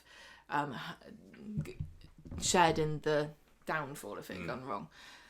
And he says, we need to trust each other, me and Ed. I'm going to put him on the business account and give him full access to all of the company funds. What could go wrong? So on Wednesday... I'm semi-enjoying this story and going, oh, you know... But it does feels feel a bit like it's like, what do you think's going to happen here then, everybody? It does feel a bit like Ronnie's just like driving really fast into a brick wall going... Oh, I know the brakes didn't work last time, but this time it'll be fine. Yeah, it's There's no reason to believe that the brakes won't work just because they failed, and I don't think they're connected. So on Wednesday, Ronnie tells Ed the money from the shares is going to be sent to them, and he gives him the card to the business account. It says, I trust you. I want you to start ordering things for the business. I'm never going to go behind your back again. And Ed's like, oh, money. And he goes in his laptop and he starts boggling for an excavator. And as he's doing it, a gambling pop-up appears. And he's like... I don't know how we managed that, because, I don't think pop-ups are that much of a thing anymore, are they? I do think we've all got good enough pop-up blockers. I think they target people. They target people looking for excavators. Michael, they really do target... I mean, I've not had gambling adverts. You've not had gambling adverts. But I've read, help threads... people saying that they're always getting them. Okay. Well, there we go. Targeted advertising. I guess it is. So he's like, oh, I like that. And then Ronnie comes in and he's like, snap the laptop closed. And Ronnie teases him. Oh, yeah, he reckons that he makes out that he's been watching some naughty videos. But it's even worse than that. It's not Ryan at all. That would be the shocker, wouldn't it? Oh, it would work out. I think it would work out better for everybody if it was that. So Ed is also tempted later on by watching Bernie win big on the fruit machine. So he still doesn't seem to have been tempted to actually do anything until Thursday, We still haven't got anywhere with it. He's resisting, but this is the difficult bit, isn't it? It's invisible to you and I because gambling's not our problem. No. But if you really stop to think about how often you get surrounded by gambling things, I think you might realise there's a lot more than you would have imagined. Yeah. So on Thursday, Ronnie's like, "Oh, we got the money. I've got the business money, and we've also got our own shares. And are you sure you want me to give it to your personal account?" Ed doesn't want Aggie to find out. Does he? Ed's saying, I want you to give it to my private account so that Aggie doesn't find out that I've got this money from shares, because she'll hit the roof if she finds out that this has happened. So we've got to hide it from her. Oh dear. Yeah, but clearly he's going to be able to fritter it away possibly without her even knowing that he's lost anything. Michael tells Ronnie he's got his nipper-snapper money through today. He feels very hollow. It's all over. He's back to being Stephen's lackey. He doesn't know what to do with his cash. And Ronnie says you've got to use it wisely and secure your future. So when they have a meet up in the pub later, he says, "I'm going to invest it in Ediron, the building company." And Ronnie says that's a good idea, but Ed's a bit concerned about this. And he says, "Look," Michael's saying, "Please let me invest. It's for my baby's future, and I believe in you." We got to see a bit of Glory this week. We did. It was today's episode, wasn't it? Or was it Wednesday? I can't remember. Sitting on the sofa looking cute. Just to remind us what it's all for. So at the bar, DD. And who's going to be suffering once Ed takes Michael's money and gambles it all away as well. She's going to have to give up those Gucci Grow suits or whatever they are. At the bar. I'm hoping that she's getting just free nipper snapper gear, otherwise what's the point? but Michael refuses to wear it, and so it doesn't make any sense. So at the bar, Dee meets up with this guy from the previous storyline about he was the lawyer. She meets up with the old duffer lawyer, doesn't she? And Glenda's sensing a spark in the air. So there you go. Yeah, there we go. What will Ed do next? Gamble. Oh.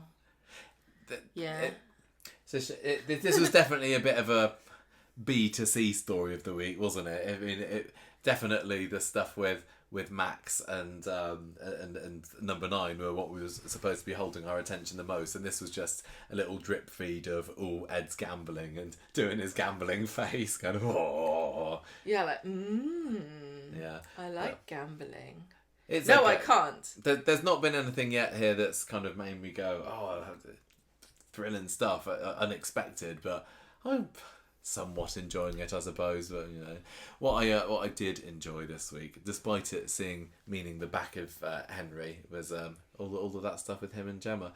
So Chesney and Bernie are talking about the Newton and Ridley buyout at the beginning of Monday's episode, and he's worried that Gemma might lose her job with Henry, but Bernie's like, no, things will be fine. So this is where we see a couple of scenes with Henry and Gemma at the hotel. George Banks' last scenes on the street for now, and he's kind of luring her in and saying, "Oh, I've got a meeting there today," and the person I'm supposed to be meeting with is coming late. Oh, maybe I can buy you a cocktail.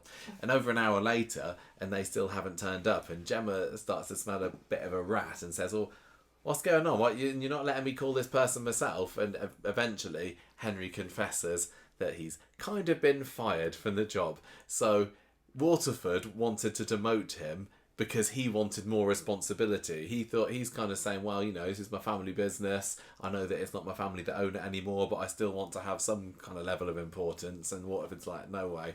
All ended rather messily, basically. He's been given a rather large severance package, but that's it. He is no longer working for Newton and Ridley. There are no Newtons working at the brewery anymore. Sad times. Just feels sad. I'm feeling feels like a bit of a weird way to end the dynasty of a fairly significant behind the scenes characters. Yeah, and I guess it depends on, are they going to keep on using the Newton and Ridley name for its historical significance to the people of Weatherfield, or are we going to start seeing Waterford pop up on beer mats? I don't think calling your beer Waterford is a good idea. Well, the bit. Why not? I mean, it's just. Because it's got water in it. No, they're like, it's watered. You know, it's such an obvious joke. Why would you? No, it doesn't make any sense. Yeah, so I was a little. Oh no, I'll come back to it. Okay, so he's saying, yeah, I've lost my job, sorry, and Gemma's absolutely fuming at him. So she's like, does that mean I'm not going to be your PR anymore? My PR lady? Have I lost not PA? PR. Sorry, PA lady. Have I lost my job too? What are we anyway? What are you doing here if you don't have a job? You can't have a meeting with someone if you've got no one to meet with. And he gives this brilliant sort of guilty face. I don't know whether you saw it. It was kind of a yes. Sorry. And he says, "Oh, Gemma, I love you. I can't help it. I can't bear to live without you." And he starts getting down on one knee and quoting Shakespeare at her. And she's like, "Get up, you bloody idiot." And he said, and he gives this really, and I think honestly heartfelt speech about this perfect life that they could have together if he leaves the kebab man for her. And I feel so bad for Henry at this point. I like the insinuation is that he knows that Chester's probably not the right name, but he can't remember what the actual name is. And he also can't remember if it is Chester or not, so he just calls him the kebab man. Yeah, and Gemma's response to this is to lead him on for a little while. I thought it could be quite cool, but that led to some brilliant little reactions from Henry, didn't it? He's like, there's this little celebratory kind of way, and it's like, oh, I knew it, and it was fantastic. And what the main thing that I'd missed of Henry in this comeback from him was some of that silliness, and we got that in spades in this scene. So I was very, very pleased, even though it was his final scene. It felt like, you know, he can put on all the airs and graces he wants and shave his face and do all the maths right, but at the end of the day, he is still that Henry from he's 5 years ago. Yeah, exactly, and he's still besotted with her and everything. So she leads him up the garden path and said, no, because actually what really makes me happy is like waking up next to Chesney each day. What she say? Like, he may go to work dressed as a thunderbird and come back smelling of onions. The amount of that's so funny. Everyone's just taking the rip out of Chesney all the time in the scripts. He's like he's. I feel kind of bad for him in a way, but I don't, because I agree with everything everyone's saying. But that was brilliant, and she says, "Well, I'm gonna bug off and I'm never going to see you again, Henry." He's just ordered the champagne, hasn't he, at this point, and done his little champagne sort of movement towards the waitress. But by the time she gets there with the bottles, Gemma's already swanned off, and he's left with a bottle of champagne on his own. Sad times. So Gemma, and that's the end of Henry. Worse things have happened. But it's the end of Henry. It felt like, you know, want a bit more of a oomphy, but I was pleased. Did you enjoy the last scene at least? Yeah, as much as it was the last one. I wanted there to be a little bit more of that Henry in the comeback, but I've kind of made my peace with the fact that this wasn't a Henry story. It was a Rover story that it made sense for Henry to be in. We had to have the romance element with Gemma there, but yeah, it wasn't a story about Henry. He just happened to be in it. But I'd rather have that than no Henry coming back at all. And I definitely think I was talking with this about George the other talking about George about this the other day, and I think it definitely does leave the door open for an interesting reappearance. Well, yeah, because for Henry down the line. Where is he now? He's not got a job. He's not a Newton of the Newton and Ridley fortune anymore. He's got a package. Yeah, he's been divorced. He's not. He might have been rejected from his social set when he got this divorce from Cressida. Well, I'm wondering how much of this severance package that he's got is going to have to be spent on alimony. But he definitely strikes me as the sort of person that probably was going to fritter it away quite quickly because he's never had to learn about the value of money. So I think that, you know, having a story in a few years' time or less, when he's just a bit of a down and out on the streets and he has to slum it with the povos of Coronation Street just like everybody else, I think that's ripe for story. The Baileys will be like, yeah. Oh yeah, he could. Welcome to rock bottom. Yeah.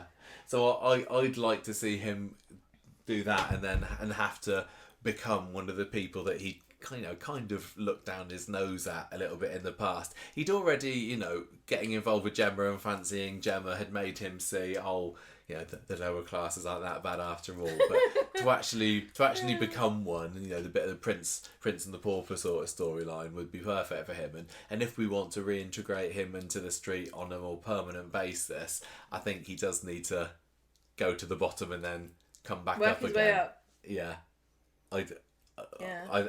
and he's also More Henry. And as much as I did love the over-the-top Henry, maybe this new version of him is better to have as a sustainable, regular character. And I have seen a lot more people this time around. Well, it's in the last few weeks, kind of saying, I actually quite like Henry. I'm surprised with how much I'm enjoying him. So if this little appearance was a bit of an experiment by the producers of Coronation Street, dipping the toe in, and does Henry come back as a regular character at some point in the future, then I would hope that Ian McLeod is watching the reactions to this and saying, yeah, that kind of worked. I hope so. Yeah, me too. I don't see why he couldn't fit back in after this storyline. There's still lots to say about that character. I don't know whether I'd necessarily want to have him coming back and pursuing Gemma again. It seems pretty clear that Coronation Street wants to keep her and Chesney together. Let's face it, I don't think there was any real risk of him prizing her away from Chesney, and with all the upset that it would cause for the family. I think it would start to feel a bit repetitive if he went to that well again, don't you think? I kind of wanted to see a scene with him meeting all the kids. I think that would have been a really funny way to have ended his story. Like him coming around and he's like, hello. Actually, I quite like that. Hello. That would have been brilliant to have him overwhelmed by quads, especially if they'd really liked him. Because that kind of reminds me of, you remember the bit where he goes into the Rovers and he sees the pictures of little Simon there when he was a kid and pulls a face at him. Was it Simon, I think?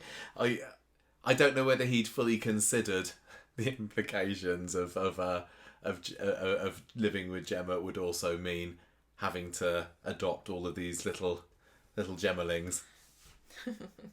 Yeah, well, it doesn't matter now, does it? Maybe they can have that the next time. If he maybe comes they were back, like, we don't he'll want have one little shot at Gemma, get put off by the kids, and then goes off to someone else. I don't know. Anyway, that was the end of Henry, and I think it was almost left in a way that it wasn't clear whether we'd see him again, and I don't think it was ever kind of put out there. Before my interview with George went up, that was his last scene. So sorry to have to break that to people. That was the end of George. And they filmed that scene very, very soon after we found out that he was coming back. So we kind of knew from the beginning that it was only going to be a short stint. But as I say, I'd rather have a short stint than no stint. And he's made it over 50 episodes now, hasn't he? So, yay! Now he's got his own Choropedia page. No, he's got a list of appearances page on Choropedia, and it's not just featured on the bottom anymore. Okay, That's fair enough. I would also like to give a bit of a shout out to Dolly and her speech about Chesney and about how wonderful life with him is. As much as Chesney is, he probably not the most thrilling person to have as a spouse, she does love him, and I think that the way that she completely walked all over Henry's proposal and kicked him to the ground and kind of made him think that he was getting something, but then say, no, Chesney's the one that loves me. I thought in a way that was quite sweet. And when she goes back home later and tells Chesney all about this, there's some nice little moments with them. They agree to have a happy ending, and no, they have a happy ending. By agreeing. Chesney and Gemma agree that they're going to have a happy ending, and if ever they kind of make a pact that if they ever if they're ever to come across Henry again, they'll punch him in the face, and then they kiss over that violent notion. As much as I love Henry, I thought it was quite sweet. So Gemma goes to the pub and says to Jenny, look, Henry's got his payoff, and I've lost my job. He wanted to get into my pants. That just came into my head. Didn't Daisy pull a bit of a face when Gemma said Henry wanted to get into my pants? Was Daisy imagining what was down there? I think Daisy's probably just jealous because she would have been quite happy to have let Henry in her pants if she could get her hands on the Newton and Ridley fortune. Yeah, probably actually. She wants her shifts back at the pub basically, and Jenny's like, no, sorry, the rota's full, and I don't do the hiring firing in it anymore. I thought that was, I hadn't really considered that. I didn't know what the rules were for when there's a buyer of a pub, but Jenny says I can't say who works here anymore, at least for the time being. The Waterford group are my bosses now, and it's up to them, and I've got to earn a bit of trust with them. So maybe that's one of the many reasons why Jenny wasn't super happy about this, the prospect of this buyout. Anyway, Gemma says, well, look, the only reason that the pub is saved is because of Henry, but nothing Jenny can do. They have a bit more of a mope at the end of the episode, does Chesney and Gemma, because they realise that they're still in the situation where they've got no money and Gemma ain't got no job. Wasn't there a weird scene on Wednesday's episode with her and Dev and Chesney in the kebab shop, and I didn't really get I can't remember what was going on there. It was another Dev being completely over the top about something, I can't remember what it was anyway. Kind of funny, but a little bit weird. But yeah, Gemma wants shifts. She can't work at the kebab shop because it's overstaffed. Goes back to the pub, and Jenny she remembers that she's going off to Paris with Stephen, and so maybe Gemma can work in her place when she's away. Is that how it works? If the manager of the pub, if the landlady is away, then you get Gemma to replace her. I suppose that often. Was that the thing in the past with Annie when she went away and who would take over? I can't remember, but I imagine that it was probably, who's the most senior there? Who's going to take the reins when? Do you reckon? Yes, there was a whole discussion about. Oh, was it? Did they talk? Oh, sorry. Anyway, and it doesn't matter. The story ends. Gemma and Chesney having a snuggle, but Chesney's starting to worry a little bit about whether Gemma's going to be all right, and that was it. Well, he's worried about her mental health, and they're both worried about money. Yeah. I'd rather this story had ended just on the positive. And I know that it's linked to the Paul story and they haven't got any money. Nobody's got any money. The pub's got no money. Well, it's the cost of living crisis. Welcome to the real world. Yeah, I just felt that this story would have had a neater end to it if everything was okay for them in the end. I suppose it partly means that there's more misery to come, and I'm not particularly into that, especially if Henry's not around. Anyway, the Stu and Eliza storyline was another one that was kept popping up for a couple of scenes per episode this week, didn't it? On Wednesday and Thursday. I suppose there was a bit more on Thursday, but it's still really going at a snail's pace. Do you want to quickly rush through this and remind us what happened here? On Wednesday, because Yasmin's in Pakistan, Stu has had to deal with Eliza by himself, and he's decided to let Dom see her more. So on Thursday, Stu and Eliza are talking about what Eliza and Dom are gonna do, and they're gonna watch all the Marvel movies together. And Stu's worried about the fact that they're a bit too advanced for her age, and she says she's old enough. But I think that's probably being a little bit overprotective. I mean, I can't remember how old Eliza's supposed to be, but she said the movies are 12s, aren't they? But I think children her age will watch those. Eliza comes home later and Stu's trying to be supportive, and he's bought her a superhero book because she's not really interested because she has started her period in PE and it's very embarrassing. I'm not sure if this is her first period or not. No, they didn't say, did they? I assume it's not. I would assume not at her age, but it could be. I'm not sure. She didn't seem as traumatised as you normally get with your first period. No, but then she the way doesn't also seem to have any supplies. Yeah, no, exactly. She says all the schools have got all the supplies we need because Stu goes to the shop trying to be helpful and buys a whole aisle's worth of various feminine hygiene products. I got your nut wings, I got your night ones, I got your super absorbent, I got your lights, I got your heavy flow. And I got some hot wings. And Eliza's mortified to hear that he has talked to somebody to help get advice for which ones to buy, and she's so embarrassed she runs away. And he's trying to say it's normal, and Alia's just laughing at him and him being naive about it. He's doing his best. He is doing his best. They had to have a throwaway line about, I never really did much about it when Bridget got her period. It's like, I get that. I suppose you're supposed to be thinking, he's left alone without Yasmin, and now he's facing all these.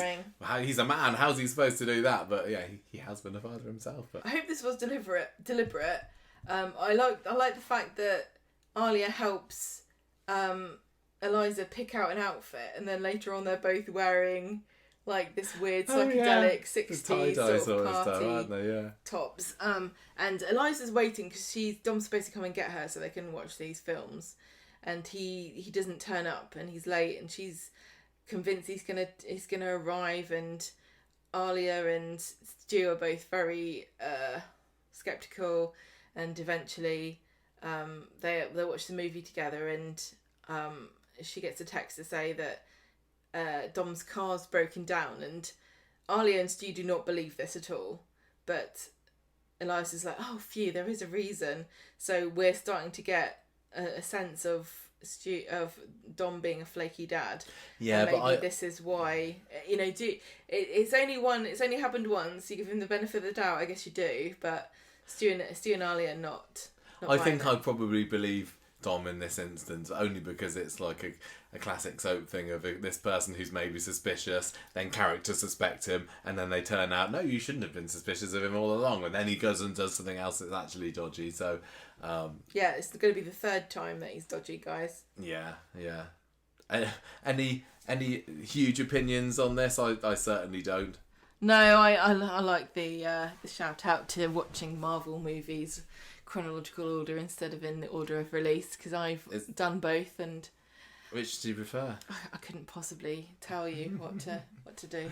I was taken aback today when the Aadi and Courtney storyline just popped onto our screens. I was like, oh yeah, that was going on, wasn't it? Because they're back from their cruise, aren't they? And she's she certainly wastes no time in flinging herself all over him today. She's just totally brazen with it, isn't she? And she's there flirting with him on the street, inviting him off to spa days. She's just draping herself. I don't get why she doesn't care that she might be caught. I know the idea of the danger can be a bit of excitement for some people, but it would kind of destroy her way of life.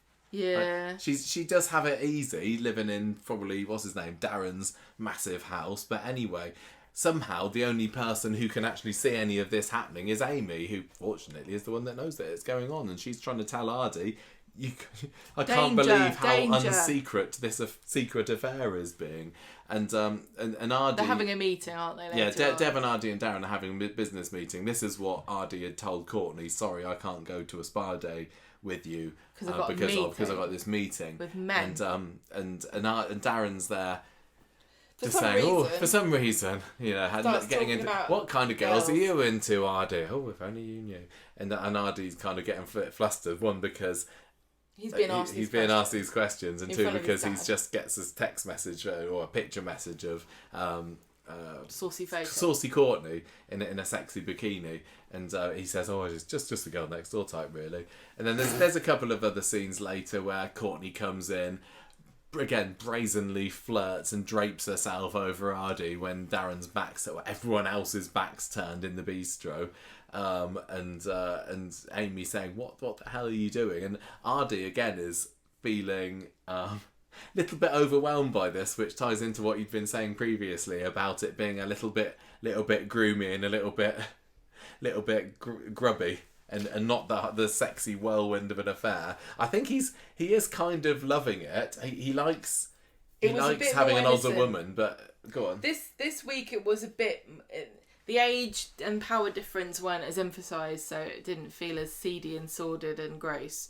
So maybe Corey's heard a bit of the feedback and toned it back a bit to how it was.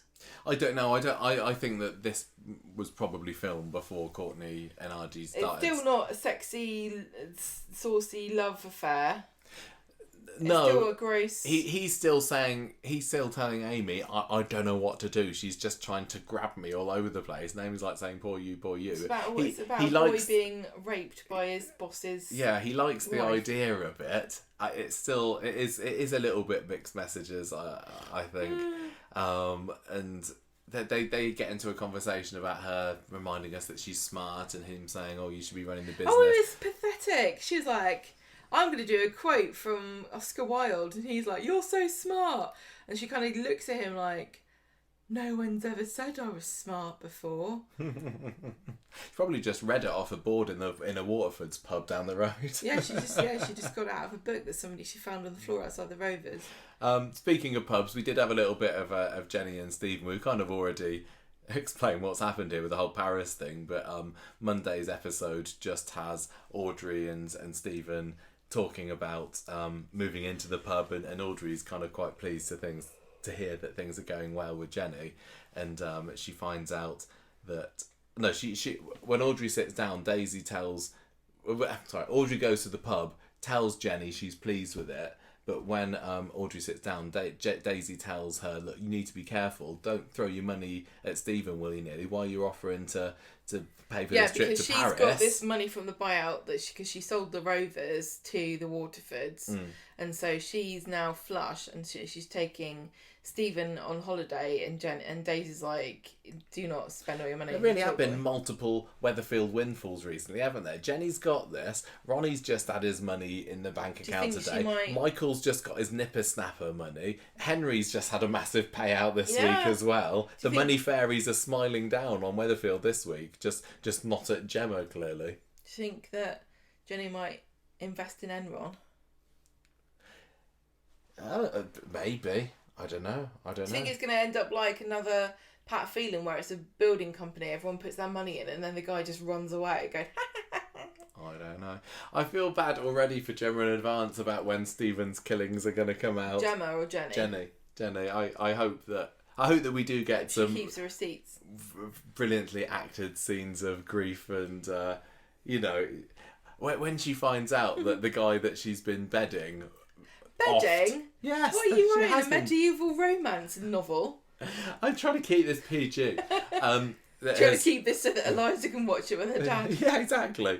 When she finds out that he offed Leo, it's going to be tragic stuff. But I wish there'd been a little bit more of the development and that. Maybe we're not even going to hear anything about it again until they come I want to see them in Paris and they're not doing a location shoot. Maybe they can go off with Netflix and they can film Emily in Paris and Stephen and Jenny in Paris at the same time. Yeah, maybe. I'd love that. We said that they should do Emily in Paris with Emily Bishop, shouldn't they? Oh, yeah. Right, well, we managed to keep that to a fairly short street talk this week. It's still past midnight now, and I've got to get up in about 4.5 hours or so. So we have already recorded the rest of the podcast. Don't worry, everyone. Don't worry. But yeah, so I guess all that's left to do is to score it, and you've got to choose characters of the week. So I'm gonna. I think. Who's the character of the week? Is it Cassie or is it Evelyn? I'm feeling that it's one of them. Have you got any leanings, or is it someone else? Is it Henry? Is it, who are you thinking? I'm going to pick... Oh, it's difficult because Cassie and Evelyn are both great. I think Cassie... I'm going to give it to Cassie because we're seeing it from her point of view a bit more. And I think that the whole storyline is just really compelling and interesting. I think Claire Sweeney's doing a really good job considering that she's being catapulted into the centre of the action.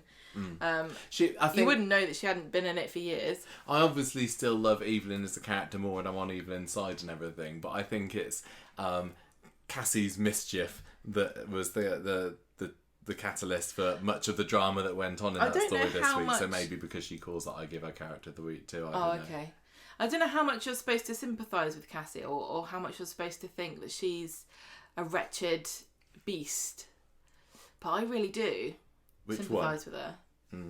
Like, in a way that, in sort of the same way that I feel bad for a lot of these characters that get themselves in sticky situations. I do somewhat. I think sometimes the sign of a great actor is when they can make you feel sorry for them, even though you kind of know deep down that they They're don't doing deserve wrong. your sympathy. I also want to give a shout out to Henry, of course. Of course. But shout we'll out see to him back Henry. soon enough, hopefully. And I give this week 3.5 sweet potato family emergencies.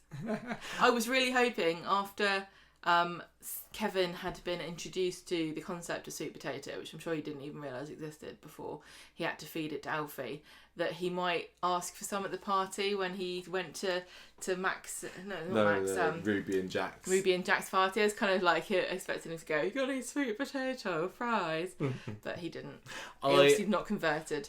I am going to give this week's Coronation Street. Let me just have a little look down. Yeah, there was some great stuff. There's a lot of food related ones you've got here. Yeah. In fact, most of them are. Yeah. I am going to give this one 3.5 dirty protests. That's not a food related one. No, well, it's maybe it comes after a bit of food. Out of 5. Okay, I'm stuck in a little bit of the 3.5 rut. It was solid. Solid, good word. It was solid dirty protein. Oh no. Yeah, okay. 3.5 solid dirty protests out of 5 for me. Character of the week, Cassie. Good stuff.